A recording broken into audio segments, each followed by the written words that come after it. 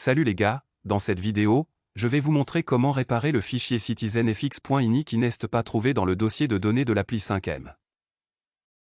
Donc, si on va dans la recherche puis qu'on clique sur exécuter, ou que vous pouvez juste appuyer sur Windows et la touche I, ensuite vous écrivez local app data, puis dans cette fenêtre, cherchez 5M, et ensuite application data, vous verrez qu'il n'y a pas de citizenfx.ini.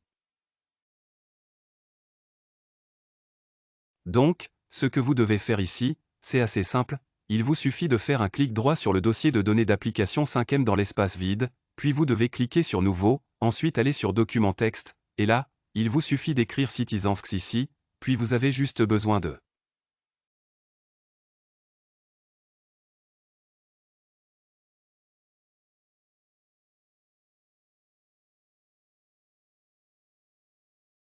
écrit ici INI, c'est ça?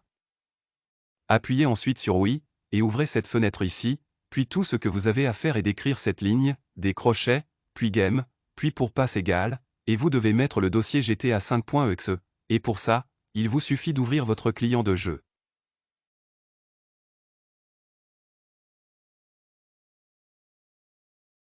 Dans mon cas, c'est GTA 5, et ensuite, selon ce que vous avez, si vous avez la version améliorée, vous devez aller dans les propriétés, installer les fichiers, parcourir, et ensuite, il suffit de vous assurer de cliquer sur Afficher, puis ici, assurez-vous de sélectionner les extensions de nom de fichiers, et ensuite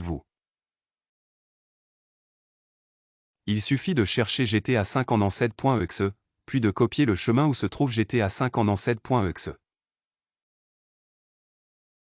Si tu joues à GTA 5 normal, il te suffit d'aller à GTA 5 Legacy, ou un autre nom, puis ici, il te suffit de chercher GTA 5.exe, de copier le chemin de ce fichier, et ensuite de revenir au document texte pour coller ce fichier.